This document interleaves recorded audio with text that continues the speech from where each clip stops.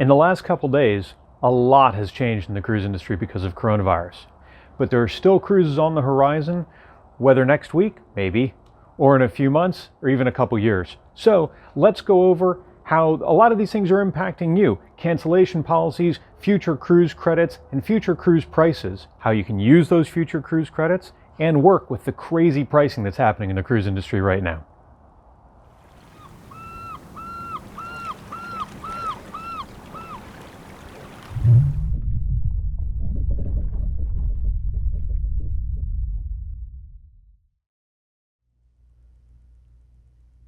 Hi, I'm Bill from cruisehabit.com. Before I start, a million thanks for everyone who tuned into my last video and went to cruisehabit.com.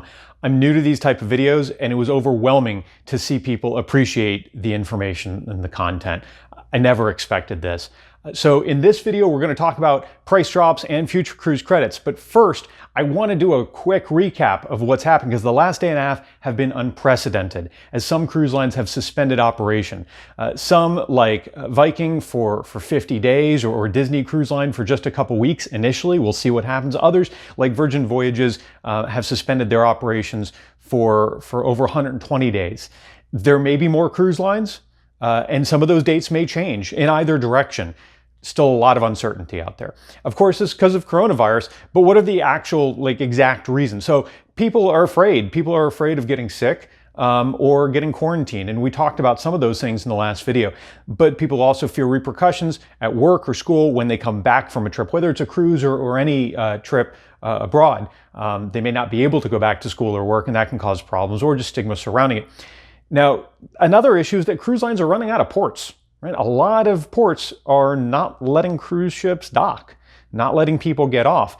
There's also the embarkation ports as well. Baltimore, for example, is not allowing cruise ship guests to embark there. So that makes it logistically difficult for cruise lines, and it makes it difficult for cruise lines just to provide a great cruise experience to guests if they don't have anywhere to go, and there's a lot of uncertainty in that sense.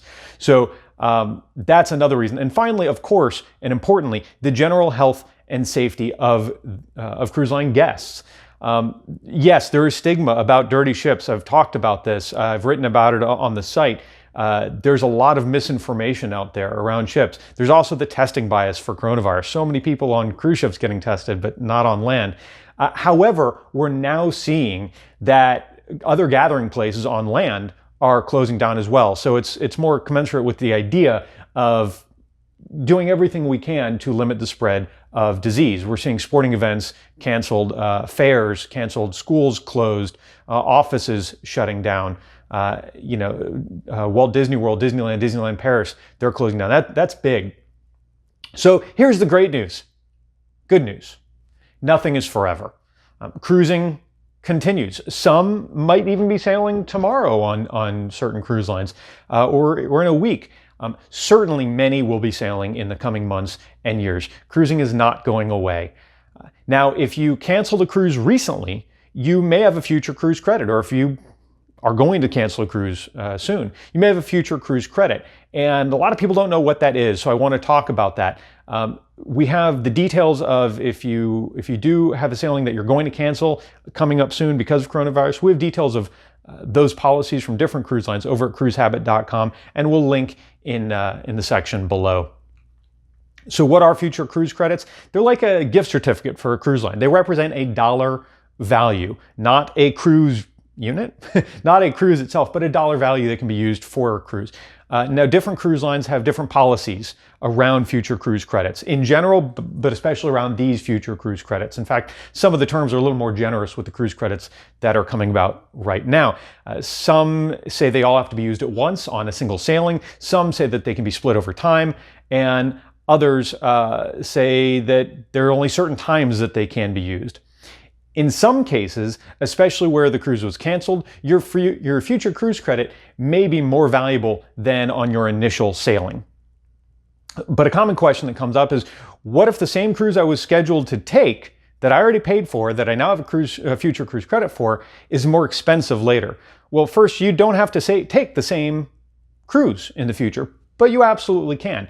Every cruise is different though. Timing is big. It's like airline tickets, right? A flight from Miami to Chicago may cost something very different depending on the hour of the day, never mind any other factors, the cabin class and things like that.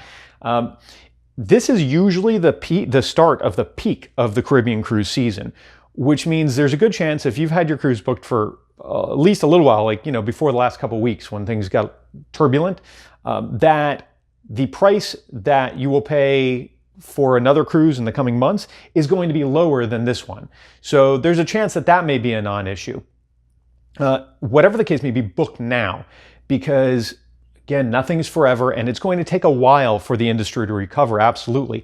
But you can't bank on the idea that the cruise that you want to take in 6 months or in a year and a half, whatever the case may be, is going to be available and is going to be the same price as it is today. We actually have an article on the best time to cruise in terms of cost financially over on cruisehabit.com. We'll link to that below as well. Now, on the other side, another common question is, what if the same cruise I was scheduled to take is less expensive later, which I mentioned is a possibility. So this depends on the line and their policy. Some may allow you to spread some of the balance to another booking, kind of, split that future cruise credit over multiple cruises. Others may offer some other type of compensation like onboard credit or a refund. Others may simply say, hey, use it or lose it on this cruise. It just depends. And I think there's even a possibility that we could see some adjustment to those policies later on. We just don't know.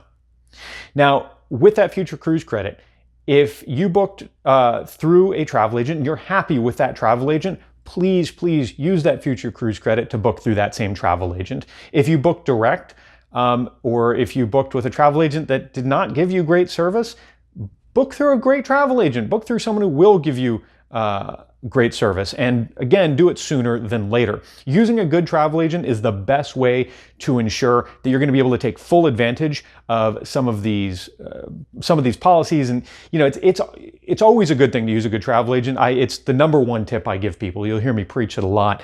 But with things like this, where there's so many variables, and even some of these cruise line call centers, understandably, those folks are confused. Everything's new, and it can be rough. So get somebody that's experienced, that'll be your advocate, that can make sure that you're taking full advantage of what's being offered. You might save money, you might get some extra perks, but no matter what, you should get excellent service. If you've tried to call a cruise line yourself, if you booked direct, you did not book with a travel agent, or maybe you booked with like a big online company that maybe is technically a travel agent, but is like an Expedia or something like that, you probably know all about long waits at this point. If you needed to cancel or if you just had questions. It's been crazy. The cruise lines, they're hardworking folks. They're working as hard as they can, but just think about the volume. Now, I've heard about those waits. I haven't experienced them personally. One of the great reasons is because I use a travel agent. I use a great travel agent who helps me in that they're my single point of contact for anything I need with my cruise. And some of the stuff means that they're going to wait on hold instead of me, which better for me. In other cases, things that they can do online or through other channels rather than being on the phone.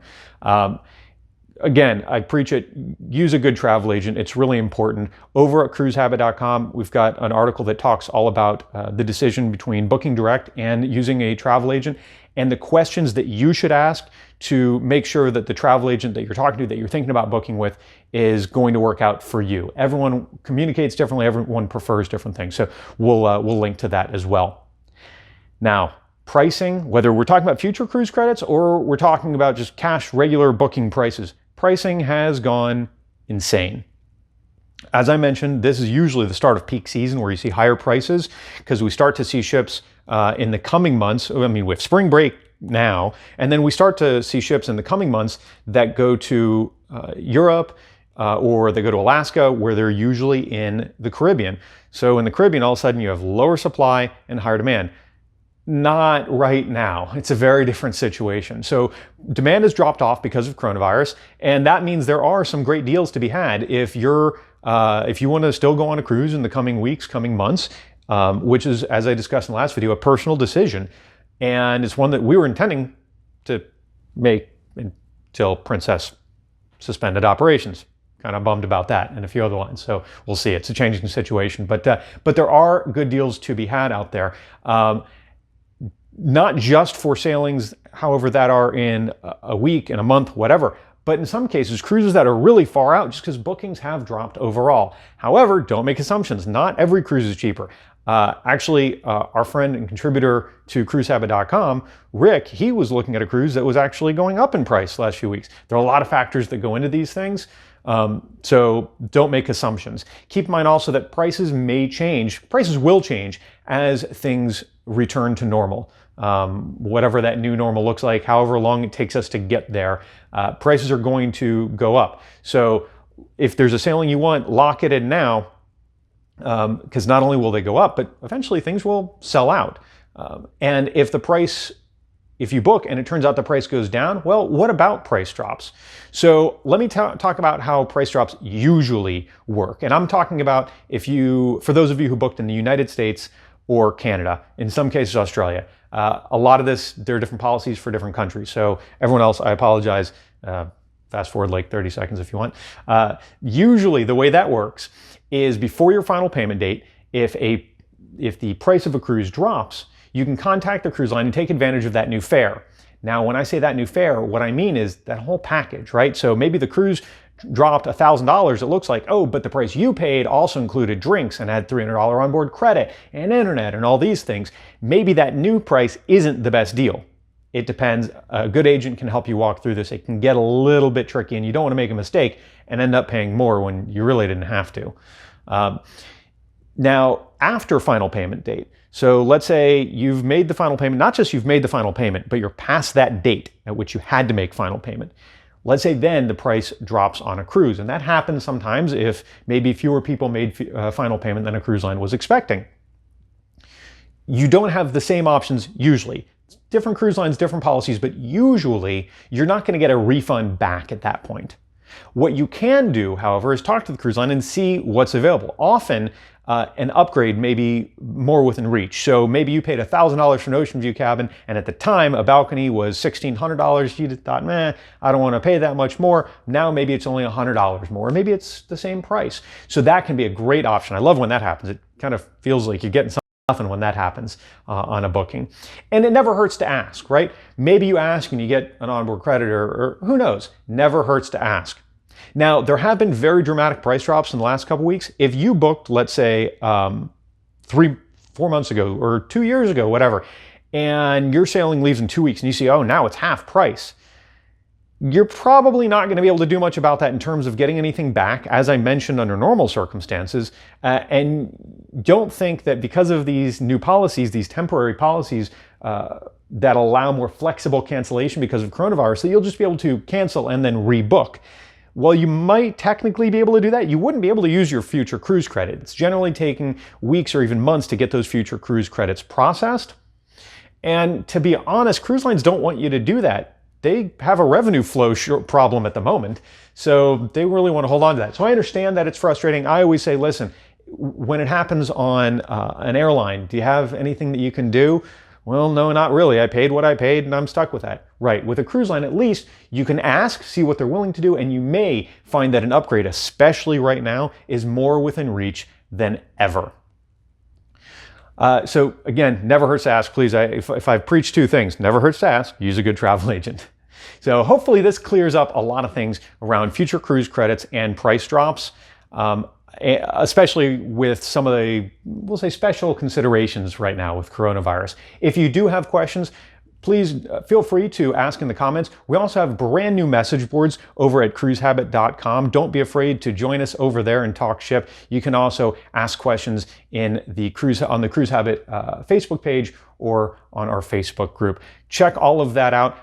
And we have information on these topics and more at cruisehabit.com. I hope this video was a bit more upbeat than the last one. There are still many serious concerns, serious health considerations, and economic considerations around coronavirus, and things will probably get worse before they get better. Still, we have to keep thinking about the future. Life goes on.